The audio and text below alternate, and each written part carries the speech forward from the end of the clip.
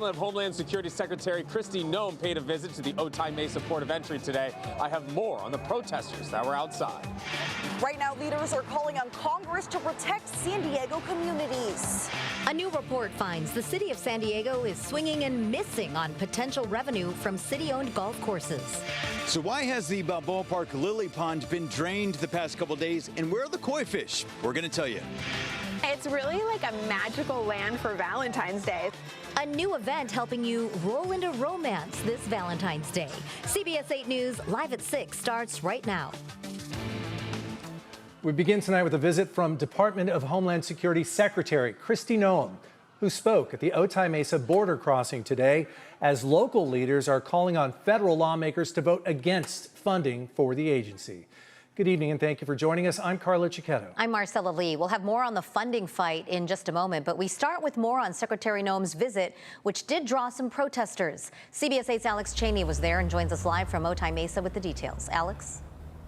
Well, Marcella, it drew quite a few protesters out there. It was chaotic, it was loud and busy just outside of the Otay Mesa port of entry earlier today. Take a listen.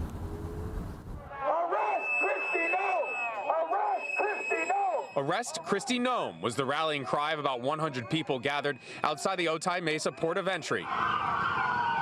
Border Patrol agents eventually drove their cars near the protesters and ran their sirens to drown out the noise, which you could still hear as Secretary Noem began to speak. They're obviously expressing their First Amendment rights, and we welcome that. As long as they do so peacefully, I think it's a wonderful thing. Inside the port of entry, Secretary Noem touted Homeland Security and Border Patrol's success in removing thousands of pounds of illegal drugs off the street. But also right here in front of you, just in this bin in front of you, you see enough lethal doses of fentanyl that would kill 10 million Americans if it were to be allowed to come into our country, be trafficked, and poison our people.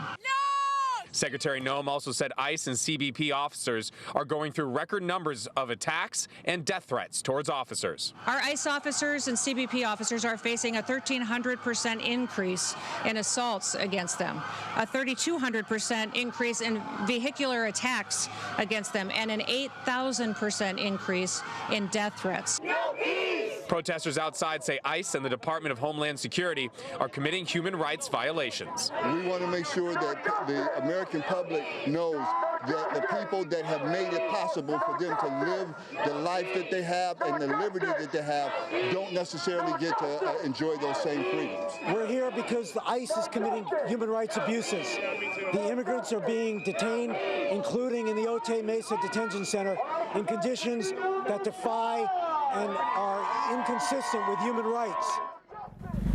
The protesters started about an hour before Kristi Noem started speaking and still lasted about another half an hour, even after everybody started to leave. Coming up at 7 tonight, I'll have more on Kristi Noem's visit and more from some of those protesters outside. I'm Alex Cheney. Back over to you. Thanks, Alex. San Diego leaders came together this morning urging Congress to pull the plug on funding for the Department of Homeland Security. And as CBS 8's Alex Lai reports, their message came just hours before the Senate voted down that funding bill.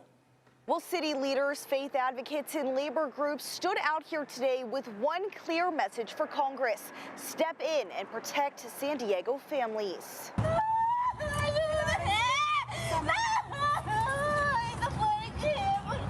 I want to tell you the story of one of our workers, Brenda, who many of you saw dragged across a parking lot as if she were garbage. Their jobs is to protect our communities. In front of the county administration building, labor leaders and immigration advocates shared stories they say show why DHS funding needs to end. We are creating generational trauma, not only for these workers who are being abducted, but by their kids who are wondering every day, when I come home, is my parent going to be there? Do not touch me! Get back! Advocates demanded an end to the funding and called on Congress to enforce limits on use of force, an end to searches and arrests without warrants, more oversight and transparency, and a stop to racial and identity profiling. We were outside marching. Speaking out was Lead Minister Justine Sullivan, who recently traveled to Minneapolis evangelists with other faith leaders to stand with communities protesting ICE operations. They are resilient, but they are tired, and we do not want that here in San Diego.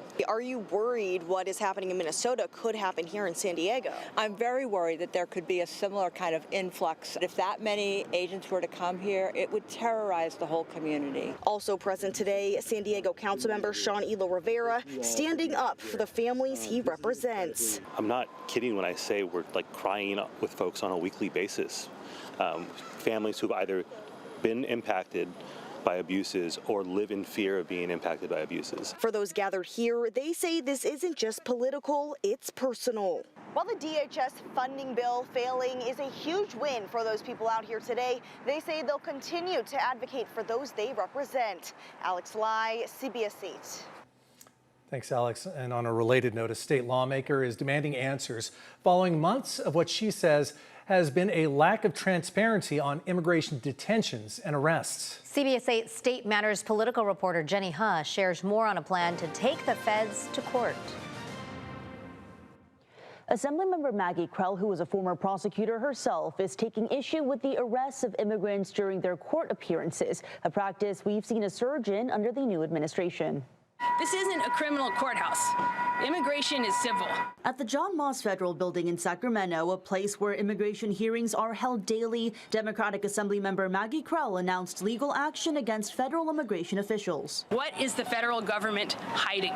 Krell, a former prosecutor, is suing the Executive Office for Immigration Review, which is under the Department of Justice, for a lack of transparency on recent courthouse arrests statewide. Why is it necessary to, tackle people in front of their children and spouses and arrest them and deport them and detain them? I mean, why is that necessary when they're just here to check in to get their day in court? Krell says the lawsuit was prompted by insufficient responses to her Freedom of Information Act requests. She says in June she asked why the public, including family members, attorneys, and journalists, were barred from entering the Sacramento Immigration Court while hearings were ongoing. I received some heavily redacted documents in response, but they weren't sufficient. Then in August, she says she requested additional insight into federal immigration guidelines as well as security footage. I haven't received anything at all. There has been some back and forth. According to Krell, there have been more than 30 courthouse arrests in Sacramento alone. According to the National Association of Immigration Judges, 103 immigration judges have been fired since President Trump took office, 28 of them in California. I was at the court this morning. Folks are scared. They do not want to come. Advocates point to changed immigration enforcement guidelines, including last January's reversal of a Biden-era policy that restricted immigration activity in or near courthouses. They're attending their hearings and their check-ins, and they're seeking due process in the way in which it is available to them. And last December, a federal judge ruled to temporarily bar arrests and detentions in Northern California immigration courts. Jenny Huh, CBS 8. Thanks, Jenny. Working for you, we reached out to the White House, which referred us to the Departments of Justice and Homeland Security. The Executive Office for Immigration Review declined to comment on litigation-related matters. We did not hear back from DHS. A new audit says the city of San Diego has been missing out on millions of dollars of potential revenue from its golf courses. The report says if the city renegotiated many of the current leases for 8 golf facilities it owns or leases, it could bring in additional money that could address at least part of the current projected budget deficit. This audit also finds that the leases have expired on 4 of the properties, a prime opportunity for new deals and new income. The audit makes 7 recommendations, which have been agreed to, including more frequent inspections of the properties. Visitors to Balboa Park are doing a double take this week as the famous lily pond next to the Botanical Gardens has been drained, leaving behind an empty basin. Now many people are wondering, where did the fish go? CBS 8's Brian White has more on that and when the pond may be refilled. Well, the good news and the most important news is the fish are safe, and the turtles too, by the way. The pond here was drained for upkeep and cleaning, and as you can see, the water level now is back to normal. The sound of water returning is welcome news for visitors who noticed something unusual this week. The famous lily pond sitting empty.